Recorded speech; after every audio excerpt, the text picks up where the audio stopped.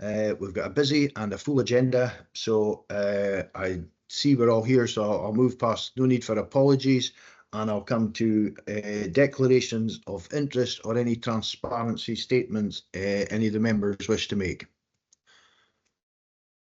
No? Okay. We'll move on to third, the good news stories. I've got a couple. One is the Nairnshire Community Newspaper. We've just released our second edition, and if success is judged by sales alone, the first edition was a rip-roaring success. We're now entering the employment phase. We're looking to be employing administrative assistant and then an editor, and that will allow us to increase the frequency of editions. It's been a wonderful team effort, and I would just take this opportunity to thank the whole team that were involved. The second thing is, before I open this up to other members, was we had the third engagement group, Nairn Common Good Engagement Group meeting, and I would say that was a real success. It was what it was intended to be. We moved past process and we got on to substantive issues, of which there was some really helpful and innovative feedback. So on that basis, I'd like to open it up to other members, and I'll go to Councillor Jarvie first. Thank you again to the fabulous yarn bombers for their creations, and all around the town and even out at Codder and out the fields and everything. A magnificent effort and really appreciated by the people in Nairn. It's very eye-catching and it puts Nairn on the map. It's sent round everywhere. Well done to the yarn bombers. The Nairn Partnership had an engagement day the other day, which went really well. With big thanks to Lynn McNeil for pulling it all together, and a good variety of stalls, and I hope some people signed up for volunteers, and really informative. Didn't get round everyone, but really informative stalls. And thank you to all those who made efforts in their gardens for Halloween. There was some cracking stuff, and Queen's Park pulled out the stops yet again, and Nairn had a fantastic quiz and stuff. Didn't get down to that. And the golf club even put something on. So really nice, all the community spirit. Happy Hallowed Eve. Oh. Sorry, thank you, Councillor Jarvie. I'll come to Councillor Oldham. Thank you, Chair. I think Barbara's covered most of the things I was going to mention. One thing I would say that we shouldn't forget that we now have an academy being built. In the last area committee meeting that was just about to begin. Since then, we've had the pile driving noises all through Nairn, and we're now moving on, so that's good. Hopefully, we should be still on target to get our new academy in summer of whenever it is 2026. Okay, thank you, Paul. I'll turn to the Provost. You've taken all my thunder there. It's Bob's has pretty well done it all, so nothing to add, unfortunately. Oh, Poppy. Go Poppy. Oh, I've got poppies, but jeepers, they're through in the room. No, but at the Legion, just to say that on the Legion Facebook page has got all the times of for gathering at Nairn. Kicks off at 8:45, and then Codder and Aldern, and then further out at Ardclach. And kids are welcome. Everyone's most welcome to go to all or any of them, and the church service, of course. Okay, that's fine. Thank you, Councillor Jarvie. Now we'll move on to the first substantive issue, and that's item 4, and it's a big welcome to Shane Manning. Shane's the Principal Traffic Officer, or as we've known here in Nairn, he's the traffic parking czar. So, Shane... It's not what they call me in Nairn, Councillor, but anyway, thanks very much. Okay. Shane, we've got... regards to the parking, we've got, I'll just hand over to you. It's about the breakdown on the charges on where we're at with our 3 car parks for the common good in Nairn. Yeah, members, so the paper's quite straightforward. I've reported the gross income that is made available to the Common Good Fund. It's deposited directly via our finance system, and it's £33,099 for the last financial year. It's 2023-2024. and that's listed in item 4 of the paper. In item 5, we have an element which we recharge from the service back to the Common Good Fund, just for the functional activities and fixed costs, and the variable costs relating to transactions. So allowing people to use card payments and things, we have to recover that money back to the service. We've already paid that out. So we're seeking your approval for total costs of £5,242 to be recharged to the Common Good Fund in line with the policy. Okay, thank you for that, Shane. I'll open that up to members and I'll go to Councillor Oldham first. Yeah, Shane, thanks for that. I wonder whether you could explain the things we were questioning last time. In particular, although the revenue has increased by 33%, the cost of card transactions and processing fees has increased by 141%, which seems way out of line. In addition, the staff costs have increased by 15% at a time when staff salaries have not increased by that amount. Thank you, Councillor. So the transaction and card processing fees is simply a result of people using less cash. People just, we're up to 75% card transactions. Previously, we were sort of 50-50 card and cash. Now it's, you know, the amount of cash that's actually collected is across the council, actually, on all our parking sites, has reduced dramatically. There is an increase in the staff wages, obviously, which you've mentioned, which will put the price up. I'm not. You quoted, what percentage did you quote there, Councillor? 15%. It was 953.16 for the last report we had. Right. Maybe just an accounting thing because of the period, but just the one that concerned me more was the card transactions. That was a huge increase. Yeah. So that was 723 last year. Yeah. So it is basically down to people's behaviour. You know, they have changed dramatically in the last. I mean, we've seen a steady decline in cash collected from 2022 onwards. Basically, post-COVID, 2021, 2022, we saw a dramatic decline in cash payments. Everybody was moving to contactless, and they just tabbed their card now. So it's quite dramatic change, and that's reflected in the card transaction and processing fees have gone up. Okay, thank you.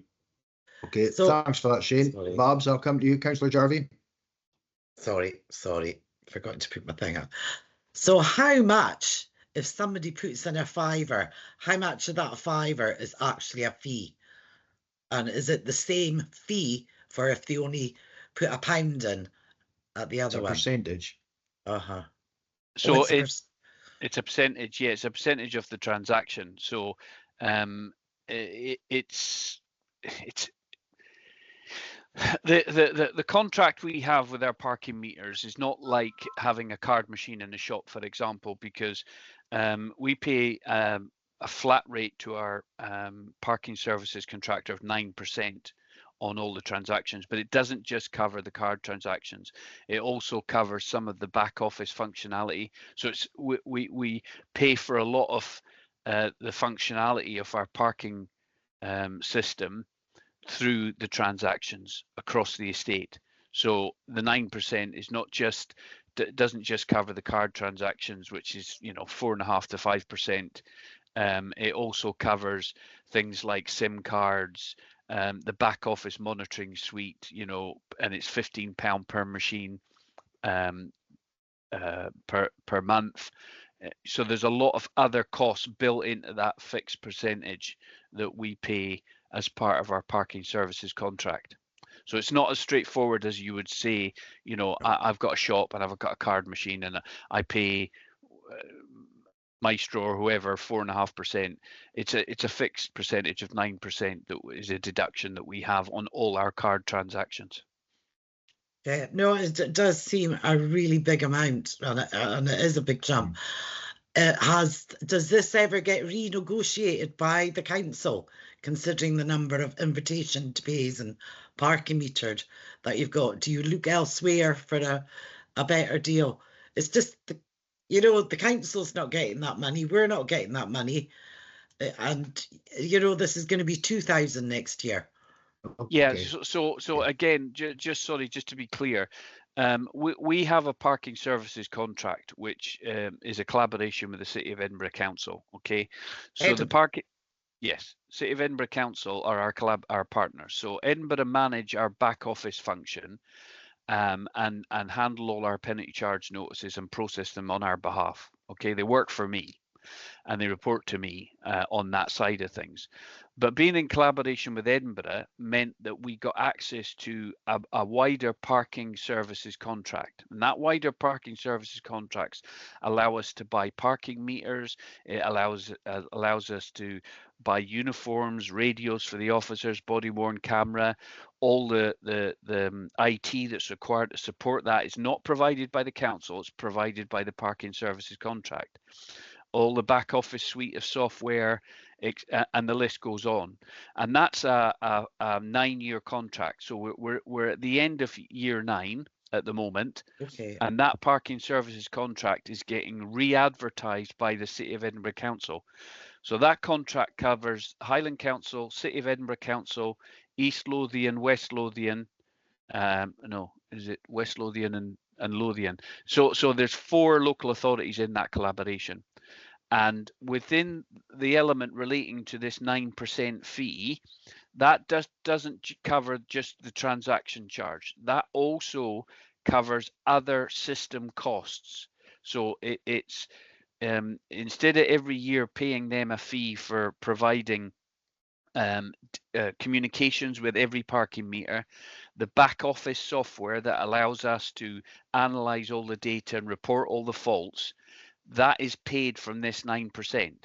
And so maybe 5% of it covers fees and 5% of it covers system functionality. So it's not a traditional finance cost that you would relate to taking a card payment. It's more than that, councillor.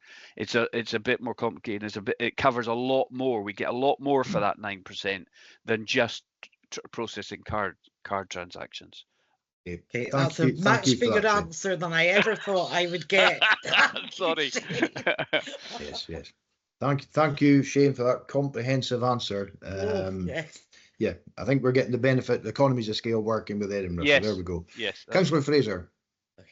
Yeah, I was just going to say that car payments run between 0.95% and 1.85%, where 4 or 5% is no chance. They wouldn't survive. No business would survive in that sort of loss.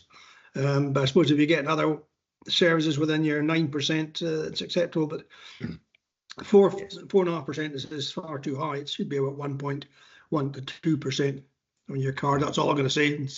Yep. No, 1 to 1.5. The only other thing I will say is that for your information, the City of Westminster parking tickets are all processed by an individual in there. That I do know. Okay, we've come So full we could circle. do our own in the house. Shane, we'll just we're asked to agree the action and agree the charges. So we agreed for that, yes? Yes. Yeah. Thank you, Yes. Shane. If we've got you on, Shane could you earned give? that. Well, Shane, before you go, if we could get a brief update on the parking management survey, where we're at. Yes. So the page is, I can't share, but the page is now live on the council website. And it went live last week. So I've got to advertise that, and I'll be sending yourself, Mike, as a chair, a very simple 1-page introduction to the survey that you may wish to put in the Nairnshire, for example. Well, we will do. Yeah, and we'll certainly be sharing this directly with each of the community councils as well, and getting the ball rolling on the public, going online, filling out the form, and giving us their views. So it's live. I got that finished last week, and we've just got to good. get the notices out now. Okay, well, I'll certainly forward that to the community newspaper, Shane. You may even wish to consider an advert, but that's a commercial decision. So I'll leave that in your more than capable hands. So thank you, Shane. Just one point there. How long does the survey last for? Well, at the moment, I've said to the 1st of January. 1st of January. That's perfect. Okay. No, Shane, thank you. A pleasure as always. Thank you. And we'll catch up with one of the board business meetings shortly. Thank you. Thank you, members. Right. Okay. We're now going to move on to item 5, which is play parks, and we've got our amenities manager South, Debbie Sutton. Debbie, welcome and good morning. And if you could give us just a brief update, and then we'll take it from there. Thank you, members. Good morning. Yes, the paper that you have today is with regards to the allocation of the Scottish Government funding. So I'm asking members to agree the allocation for Ward 18 of 85,000 be allocated to the projects we have previously discussed, and they're outlined at section 6.4 of the report. So we have the funding from the Scottish Government, which was allocated to us in 2021 and was allocated on a ward by ward basis.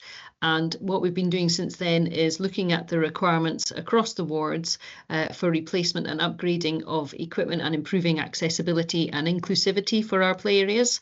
We have an allocation for the remainder of the area, the remainder of the year, which was 92,000 for the remaining budget for Ward 18, and we have suggested the proposals as highlighted. So we've got £15,000 for Birch Road to replace the bark surface for grass matting. We've got 30,000 for the Mosside play area to install more inclusive items, and we've 40,000 allocated towards Nairn Links play area to replace the boat and also look at installing an embankment slide. There will be a remaining allocation of £7,000, which we will keep as a contingency, but once all those projects have been completed, we will then come back to members for further consideration of future projects. So if members are happy to agree that, I'm happy to take any questions on the proposals, and let me know if you have any questions or comments on any of the proposals we have. Okay, thank you, Debbie. Just a couple of points. Delighted to see it's been spread about the town. Really happy for that. And I'm delighted, I have to say, from a personal point of view, that the money being spent at the links is, yes, to replace the boat and also to put in an embankment slide. Now, this, as Councillor Fraser will remember back from the 2012 to 17 period, there was considerable heat generated towards us for the, how should we say, prompt removal of the embankment slide. So it's particularly gratifying to see that the slide is coming back, because it was popular. So I'll open this up and I'll give Councillor Fraser an opportunity to comment on the slide or anything else he wishes to. No, let's just slide along and get them installed. That's it. Go for it. Okay, on the sorry, apologies, Councillor Jarvie, I'll come to you. Could we see a picture of the boat to see how much smaller it actually is before, you know, is it hugely smaller or just a tad smaller? Well, at the moment we haven't approached any suppliers yet. Okay. So what we'll do is once we have approval from you guys and we have the budget in place, we can approach the suppliers to get some design ideas, and then we can present them back to you for final approval. That's great. And my second question was, is there an expiry date on the funding? So the funding was a 5-year programme of funding from 2021, and we had our allocations given right at the beginning of how much we would get every financial year. We haven't been advised that there's going to be any change to next year's allocation, which should come on the 1st of April. But we want to be in a position where we have agreed and committed all of that spend so that we can confirm that it's all in hand, ready to be spent, and we won't have anything to give back. Oh, we don't want to be handing it back. Exactly. So there is a date. all committed. So before April then?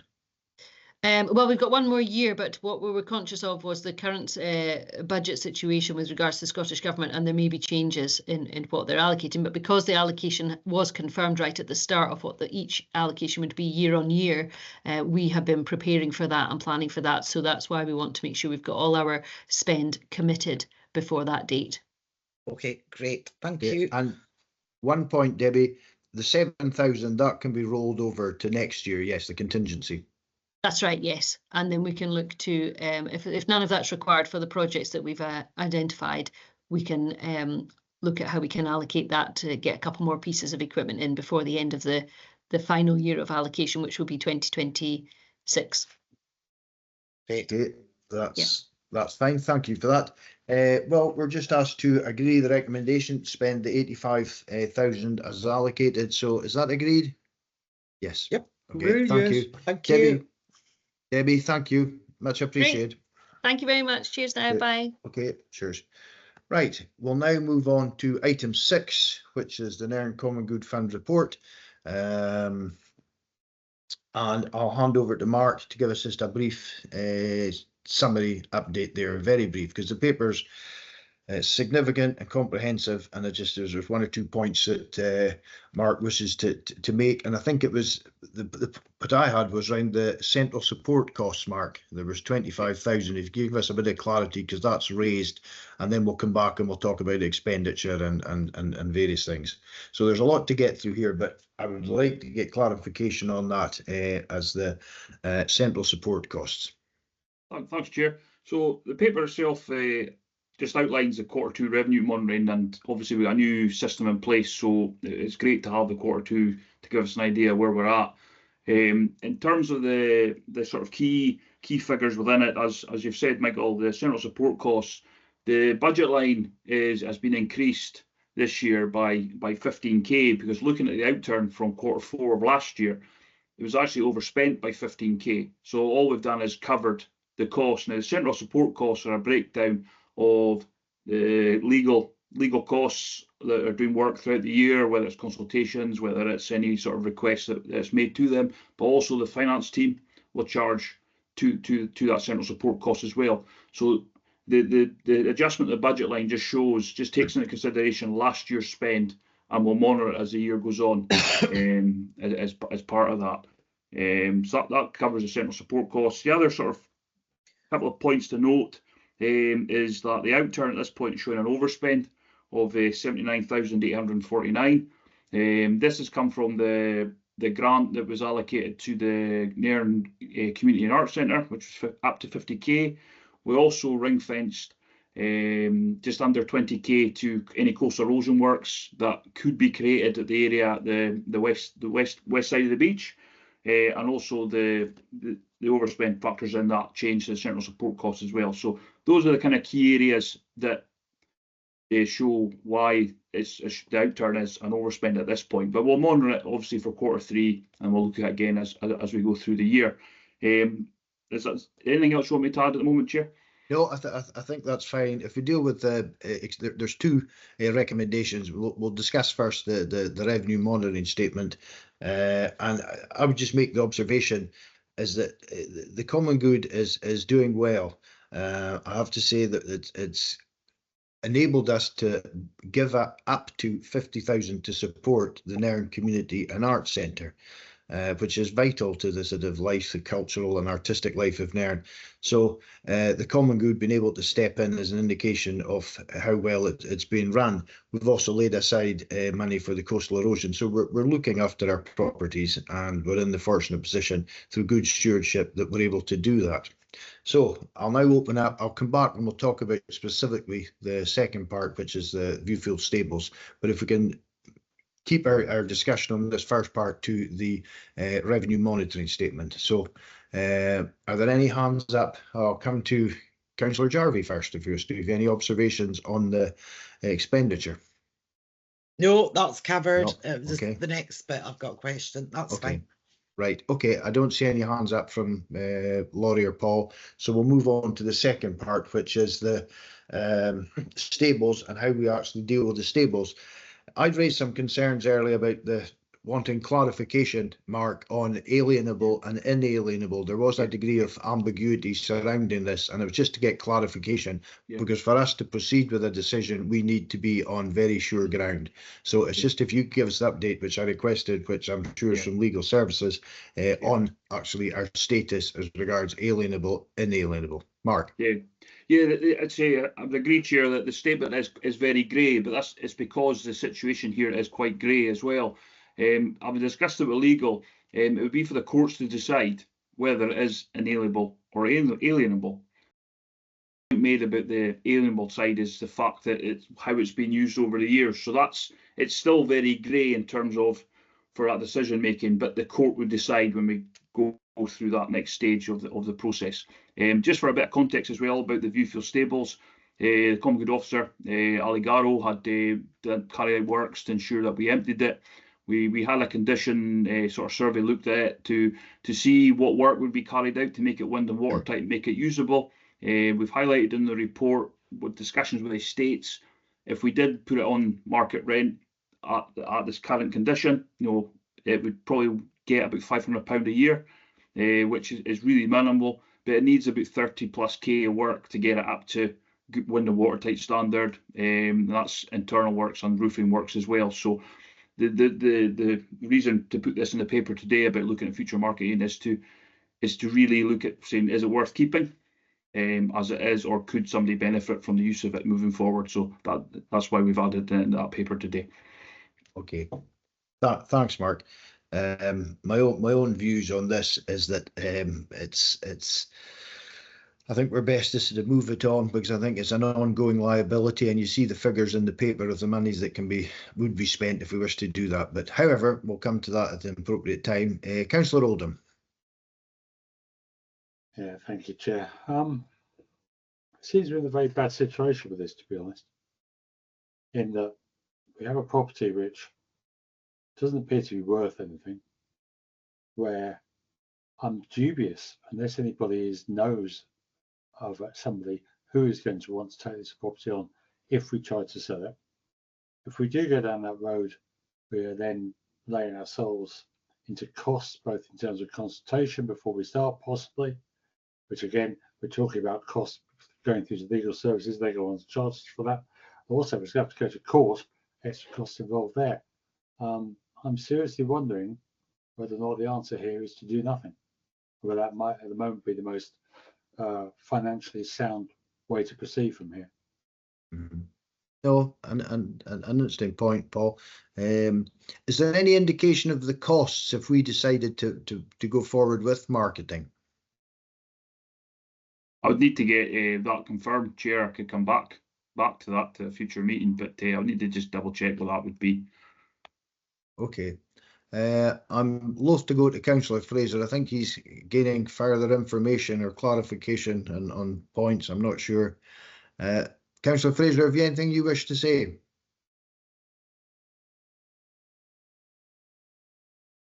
Oh, I think Laurie's frozen. Okay. Laurie, can you hear us?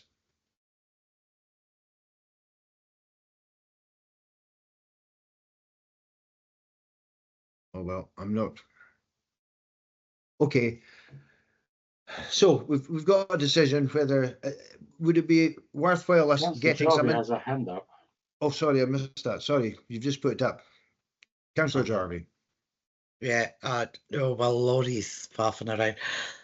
Yes. Now the museum, was that the stables? Was that not part of the museum package and that stretch of area? No. Is there not any remit for Highland Council to, it was in their hands and then came back to us? Did they do any repairs, or are they not due us repairs there? We still haven't settled the issue of the museum. Well, I think we're getting sidetracked. Well, no, because that could be in that package.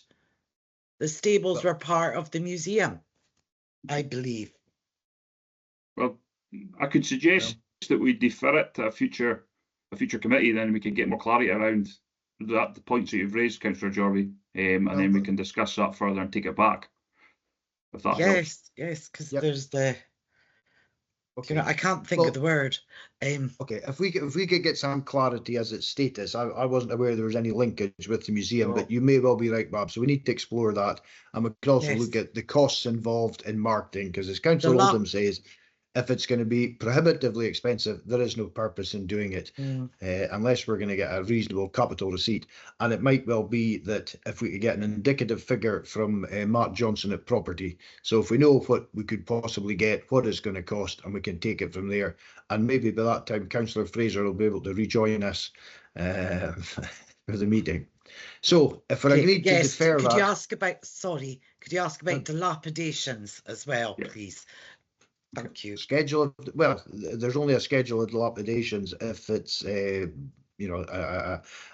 linked to the museum, but we'll get clarity, Babs. You're quite right. There's a schedule of dilapidations on all properties.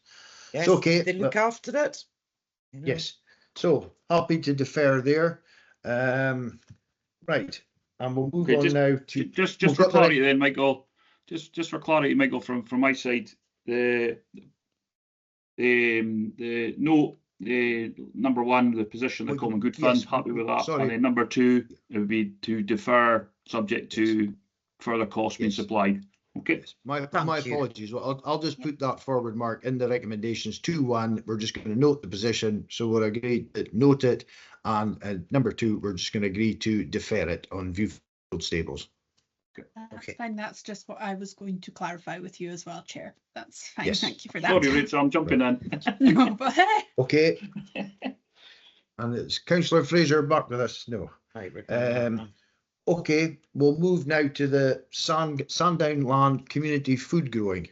I don't know, Mark, do you want to give us it's pretty, so the extensive report. Yes, it's Sandown Lands. There was obviously a request made to look at options, and food growing was one of them, which was carried out by Enscape Consulting, who have done a fantastic job in providing the feasibility study for this project. Looking at the report itself, the Appendix 2 has the full report. The recommendation is in section 7.4 of the report.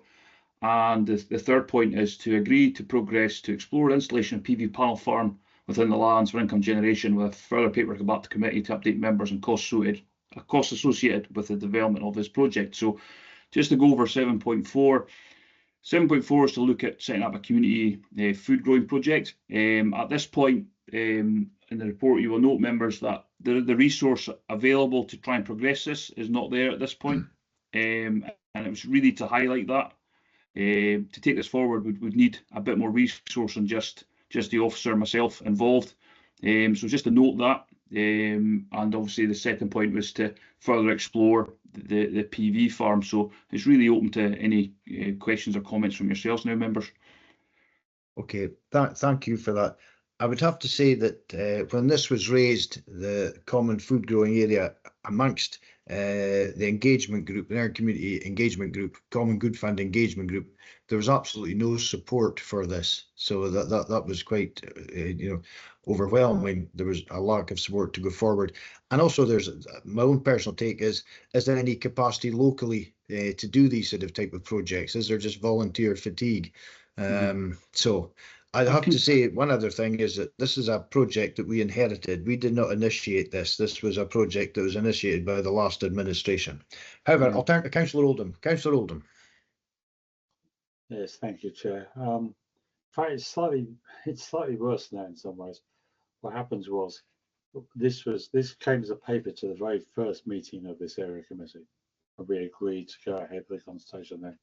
I have to say, if I was where I am now back then and not been a new councillor, I would have questioned why we're going down this road. We spent £18,000 plus on this, I think it is.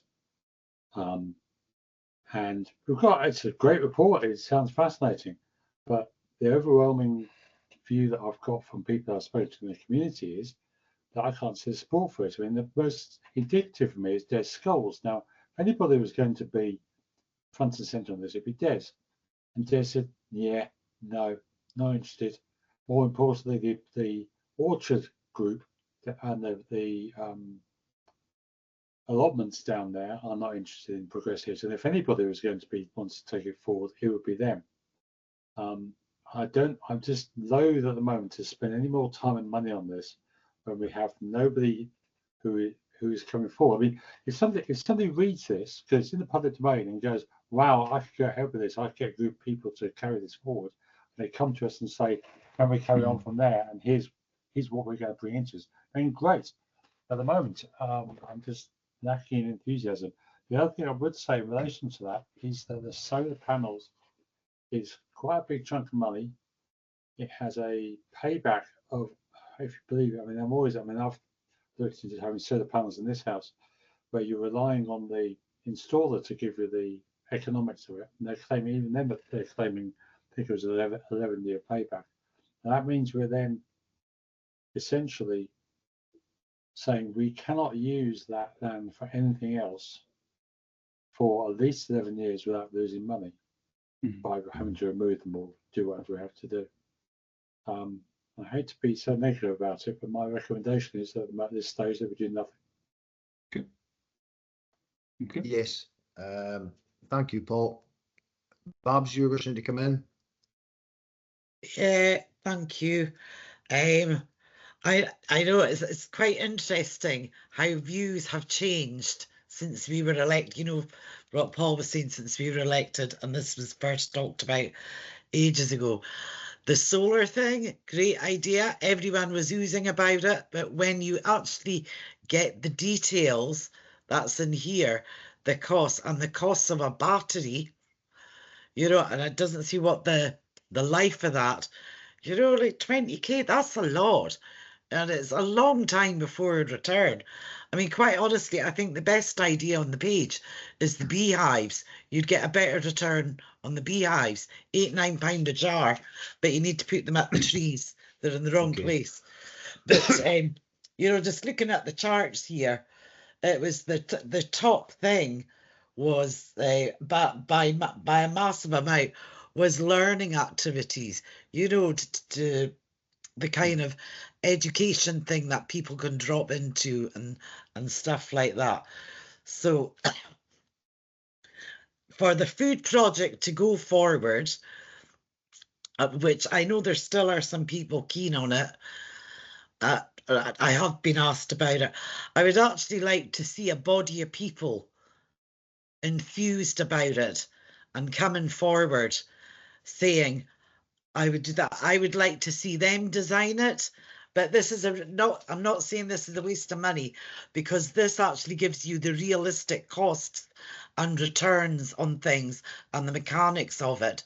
So, you know, like I don't think people realize how expensive these solars are, and would be so long to get the money back. Go beehives. But I think using this document, if there was a body of people came forward, I would like to see it community-led, and then it's got longevity and will be more sustainable. You know, the coffee learning thing. So can I come back in there, Chair? Just the points Councillor Jarvis made. No, like the whole thing would have to run on community buy-in and a community group leading it. We did meet with various community groups within there, and as part of the process with Brian from Enscape, and there was a lot of enthusiasm around it going forward. So it certainly needs the community to come forward to take anything forward. But I was just the report highlights the resource. We used to have a food growing officer, but we don't have a food growing officer anymore. So it's just to highlight maybe there'll be capacity issues and trying to lead that and take that forward. I think actually I'm liking to side with Paul. I think that the food growing area, it's a danger of becoming a real white elephant and an expense. And just because we started, we don't have to finish. There's been money expended, which I'm very much like Paul. If I'd known where this was and the lack of support from it, I wouldn't have endorsed it. But as I said, it was a legacy that we inherited, so we did it. And I think we just actually draw a line underneath it. The work is there. If there's a community group comes forward with capacity that we have confidence in, then we can revisit it. But I don't think there's any sense in going forward with it. The second thing, the solar panels, I don't particularly wish to spend money. It's a very uncertain future. We don't know where the market would be in 5 years. As Paul quite rightly says, you're dependent on people putting forward projections in their own interest. And I think we could be swamped with, in years to go, and the return falls and we're left with another expensive white elephant. So it may well be that we get from Neil, I think it's Neil Osborne would be the officer. He could at some stage come back to either the ward management meeting and just update us on this. But I don't think we take these projects any further forward. I think we've explored opportunities, and I think that I'll come to that reflect that in the recommendations. But I'm not liking to go forward with either of these projects. Okay. Can I just take Rachel in there for a second, Michael? Yes, Rachel. Sorry, I just wanted to let you know that Councillor Fraser is having technical difficulties and is currently speaking to IT services to try and get himself back into the meeting, just to make you all aware. Right, okay, well, that's good. I couldn't begin to wonder who he was talking to there, but that's fine. Thank you, Rachel, for that update. So if we can look to the, sorry, that's hands up. If we could look to the recommendations, so I'll bring that up. Barbara's got her hand back up there, Michael. Sorry? Paul. Apologies, Paul. No, could Rachel maybe say to Laurie to try logging in on his phone? Sometimes you get a signal on your phone when the laptop doesn't work. So it's worked for me sometimes, just so that you can comment on something. Okay. Or maybe he can hear me. Oh, okay. Right, okay. Thanks for that, Babs. Paul. Right, I've got my sound back. Ah, he's back. I was going to say, should we be adjourning the meeting until he's got back with us, but then his audio was just working. He's now left the room. Oh, okay. Oh, he's in the courthouse. Yeah. Well, I think we'll take a short respite. Rachel, could we pause the meeting till Councillor Fraser? Yes, that's fine. Online. We can adjourn until Councillor Fraser is back online. That's not a problem. Online. Okay.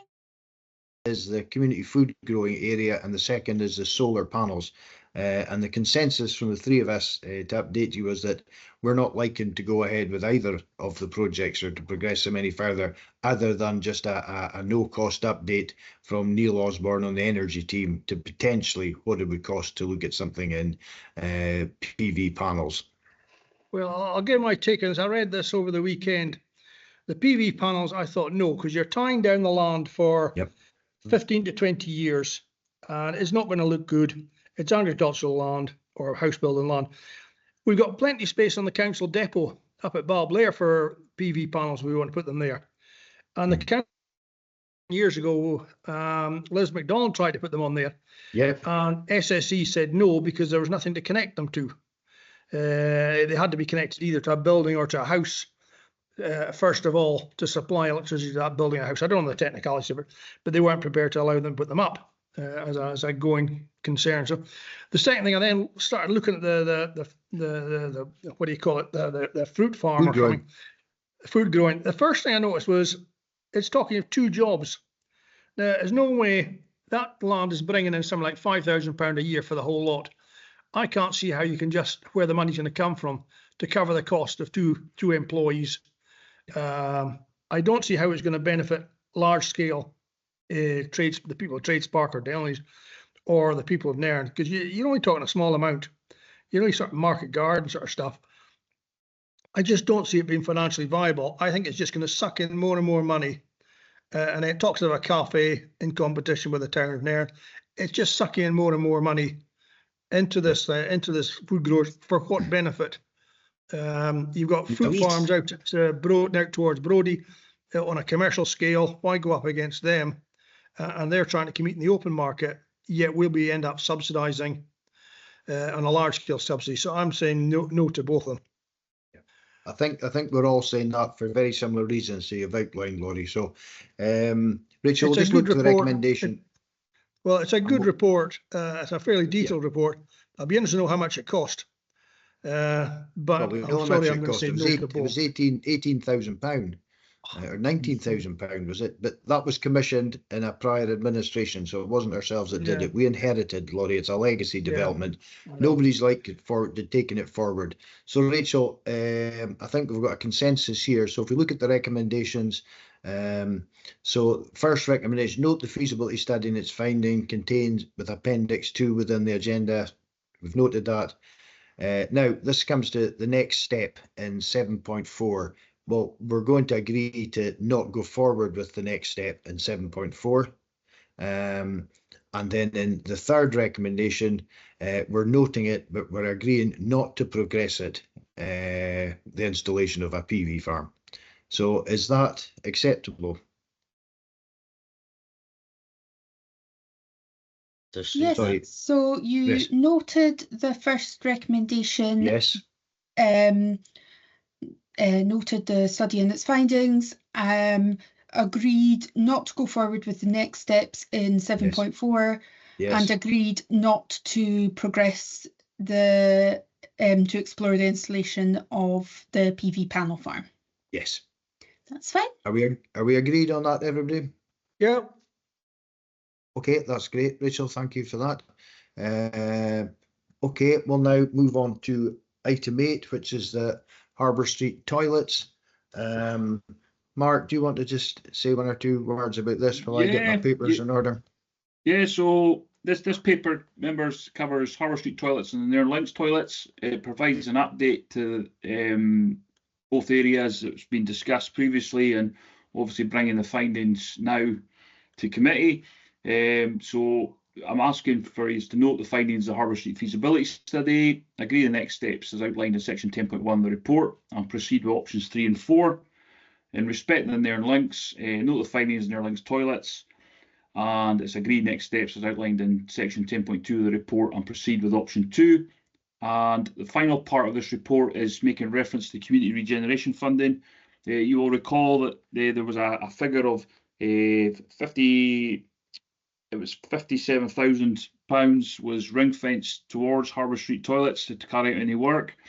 It's for members to agree that the previous ring fence monies from the CRF can be reallocated for other capital projects. I'm already exploring options around that, and an application will come to committee in January, a full application for members' approval. But it's just to agree that the ring fence monies to be used elsewhere, subject to an application, members. So that's where we're at. You see, you understand there's a lot going on in terms of toilets. Like say Harbour Street toilet, we discussed that at the Common Good Engagement Group, along with the Nairn Links toilets. I think we can all agree that it was very useful to discuss it with the community and get their views, and they came up with some very good ideas, including looking at potential a portable seasonal setup for Harbour Street to service the public there. So it's really now obviously open up to yourselves, members, for your own views on this paper, but I appreciate any feedback or questions on this. Okay, I would just agree with what you said there. There was some very useful feedback, some innovative suggestions that came from the Common Good Engagement Group, which was basically to focus on a sort of temporary solution, Harbour Street, and focus our main endeavours on the back of the CRF at the links. So yes, very, very helpful, the Common Good Engagement Group. So I'll open this up now. I don't see any hands up, but I'll come to you. Barbara, do you want to say anything to say? All right, aye. Okay, I think it was too many loos going down Harbour Street. We just need a loo and a disabled one changing unit in there. We don't need a bank of loos down there. And I think just to try changing places thing, an ordinary unisex loo down the harbour, trial it from Easter and see how it goes. Okay. It's a lot cheaper than spending that kind of money. And the Links one, we're not actually getting.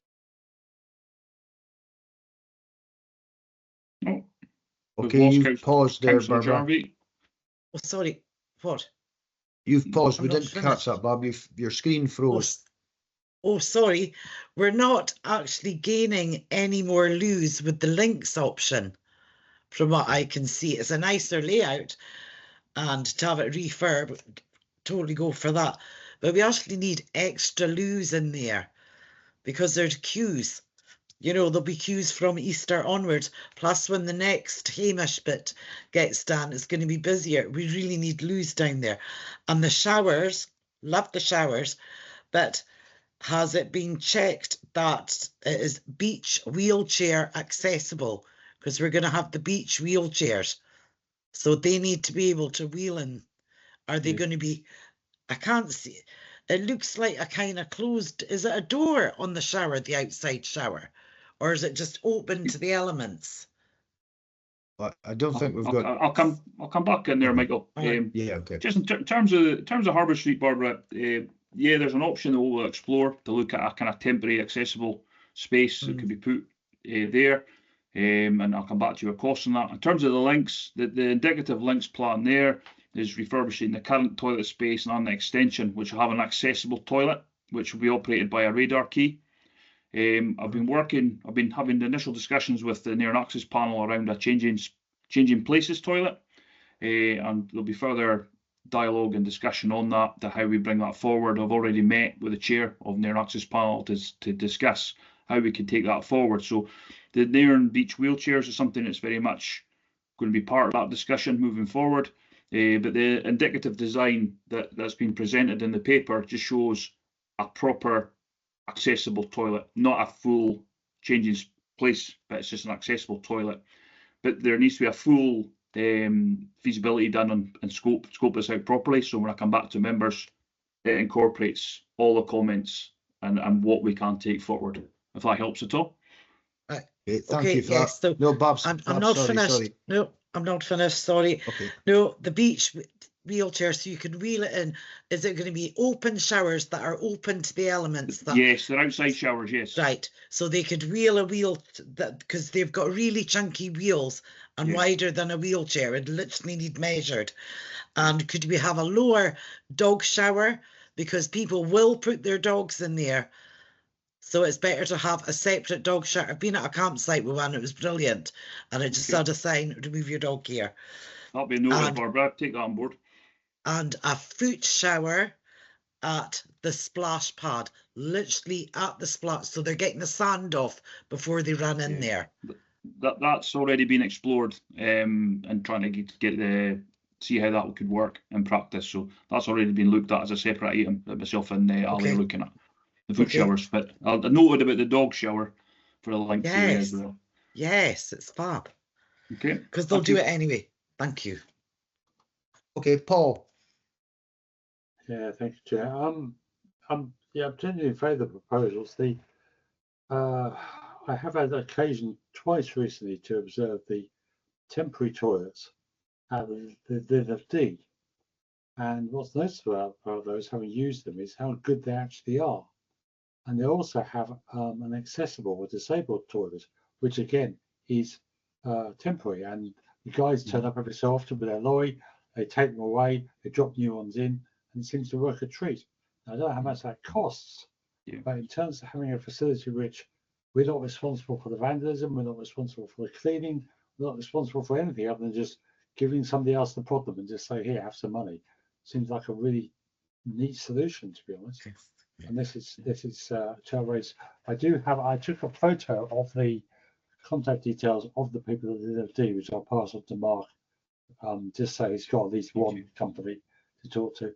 The other thing I was just going to say in passing was I noticed that in terms of funding, we had ring-fenced the money from the Grant Street sale to the Harbour Street. Now, I hope we're not thinking about using that money for the links, because the links toilets are Highland Council toilets, they're not common good toilets, and we are going to get all sorts of shit from the usual suspects if we're proposing to use common good money on links toilets.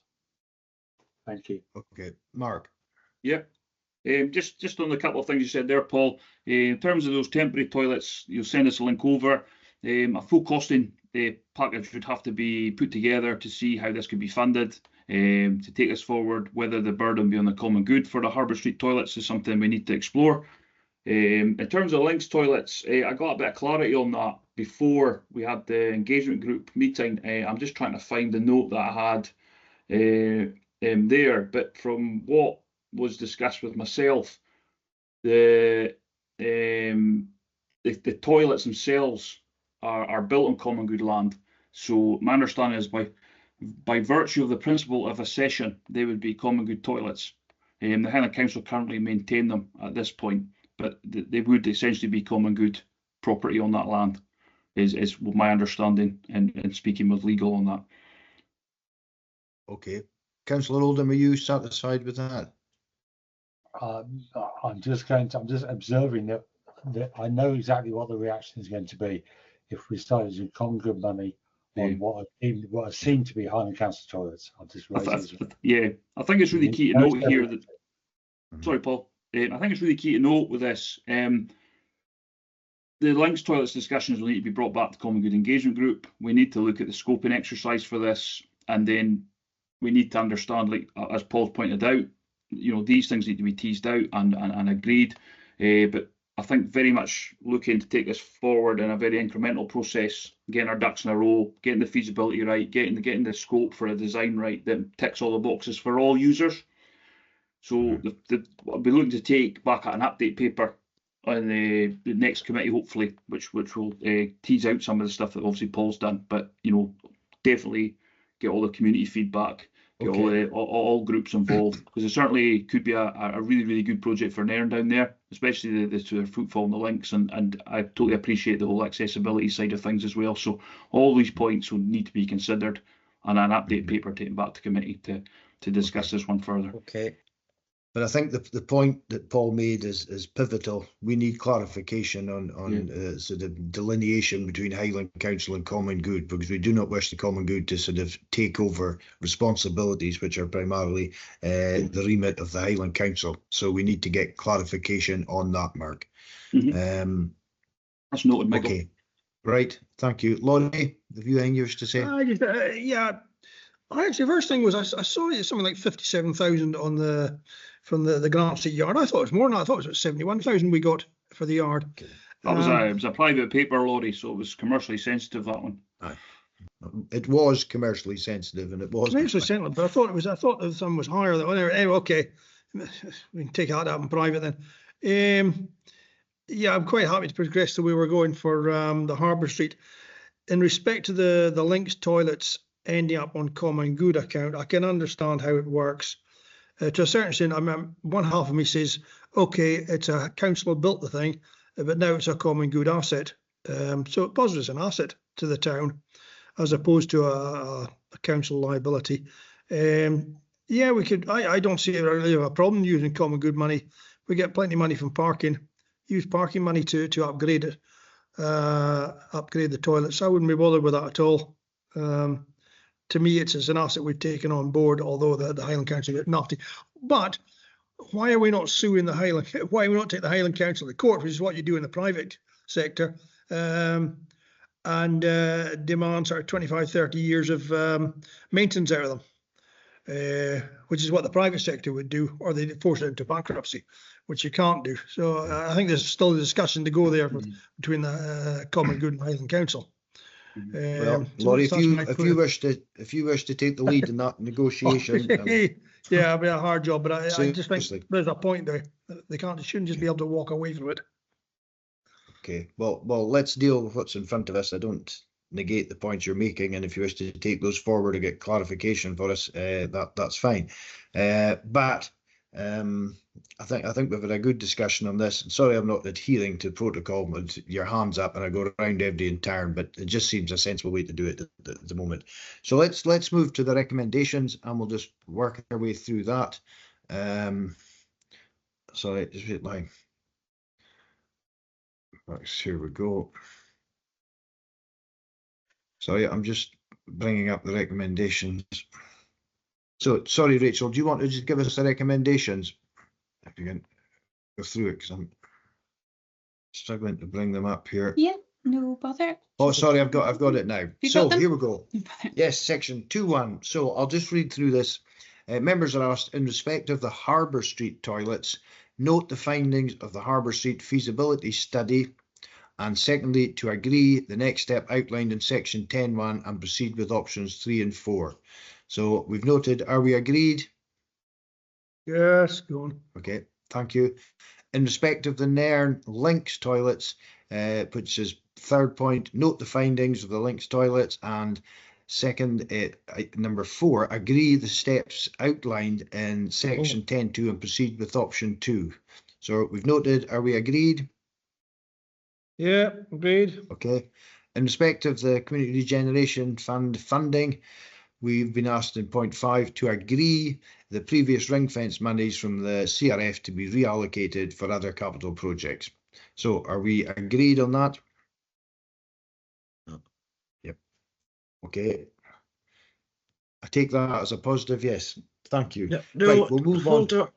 No, the 10.1 on 2 is progress with finding funding. Are we not looking for further funding at the same time, as well as the 3 and 4? Is it not 2, 3, 4 on the 10.1 Harbour Street? Come to that. Sorry, my Because, apologies. I mean, there's the wellbeing fundings out, you know, and we're talking about putting and changing places. You know, Well, if we can get funding to do it, let's go for the funding to do it. Well, I think we're always looking at funding, and Mark is always looking at funding. Mark, do you want to give a bit of clarification on that as regards? Yeah. You know, so let's say 10.1 just covers the Harbour Street side. 10.2 covers the Links toilet side, and we'll progress the scoping and design brief, which is used for full design and costings of the Links development. And then there's a section there about funding. Well, you're not going through it all.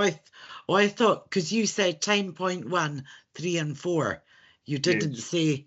So Harbour Street toilets to remain closed with the option to review and market the current building for sale, resulting in a capital receipt. Explore the possibility of citing a toilet provision for seasonal use, a Harbour Street toilet, subject to any consent required and fully cost exercise. And then obviously it highlights the exercise also include looking at mechanisms for waste management, cleaning, security, which will have to be considered as part of the options of appraisal. Right. Yep. Okay. Okay, so we've agreed that. You comfortable with that, Barbara? Yes. Yeah, and look for funding if possible for to do the thing.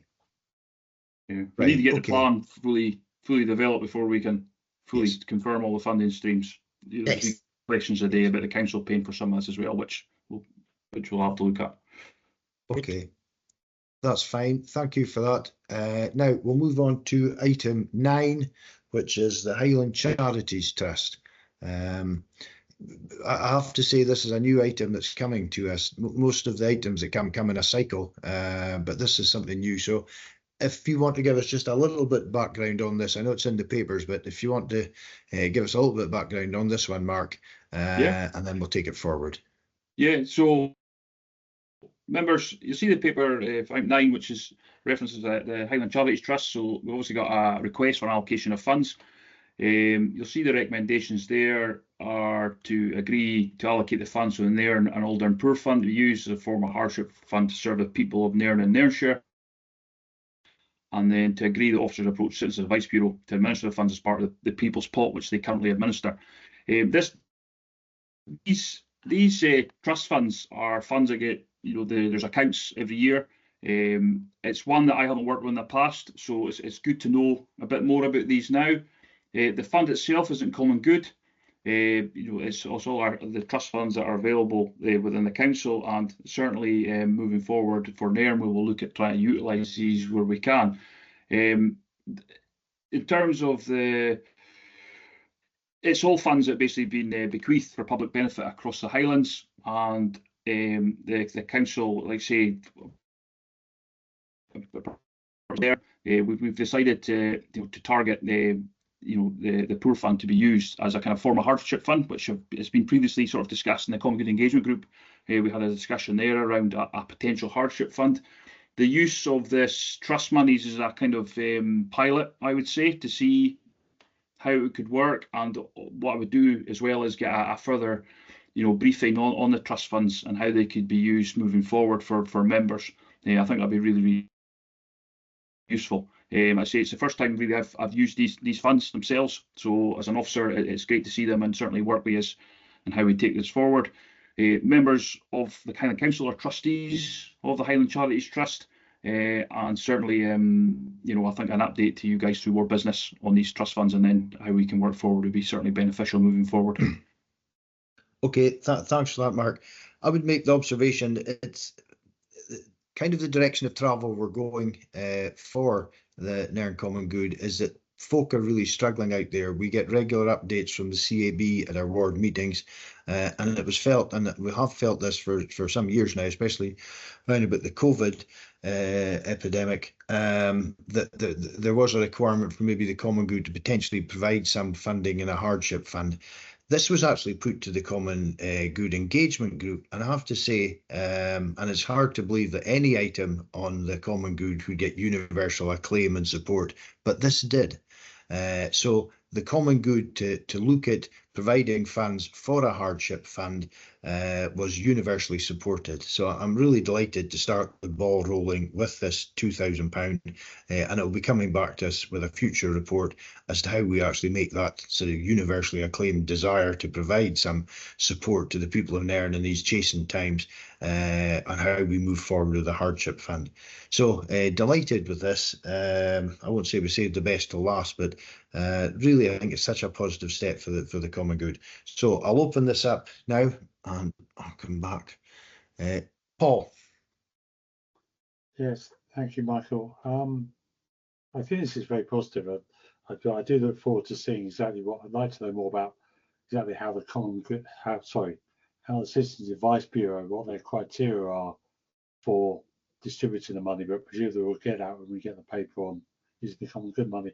I would just comment that I've had twice now comments from people who are saying, oh, this is all very well, but we can only give this to people in the Royal Borough, the Royal Burgh. Now, frankly, for a start, I think it's incredibly narrow-minded and depressing that people should think that we shouldn't be giving money out with the borough. This is surely the Common Good should benefit everybody in the ward in this regard, and that sort of mentality just makes me sick.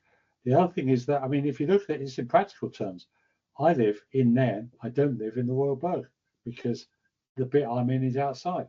So are they really saying, these people really saying, I won't give it to me, but I'll give it to you because you live across the road?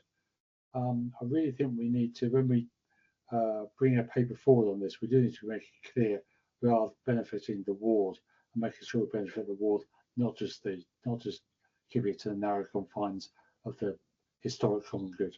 Thank you. I couldn't agree more, Paul. Hair splitting is certainly in a subject as sensitive as this. The intent, I think, is there to do the good for the people of Nairn. And like you, I find it abominable that the folk would split hairs on that. So I'll open that up. Councillor Jarvie. Yes, no, it's 'tis the season of goodwill, coming up. And just a reminder that it is up to the Citizens Advice Bureau to administer this money and decide on amounts and to assess how it goes and how much, because they're experienced in that. And I will say the Citizens Advice Bureau keep absolutely meticulous financial records, and I'm sure we'll hear something back about the number of uses that it's gone to. It's not just a run and ask for Christmas. It's for people who do not meet benefit criteria. Some people don't, and that they're on sudden hardships and they just fall between the cracks. So that's what it's for. So we will leave it up to the very capable and qualified hands there. Yes, I would take it a stage further and say you're always looking to deal with the experts in their field, and we're very fortunate we've got somebody like the Nairn CEB and Joe McLean who have really got their finger on the pulse and know what's happening in there and on the ground. You know, they've really got a grasp of everything that's going, and I couldn't think of a better organisation to support and let them get on with their job and not make difficulties. Councillor Fraser.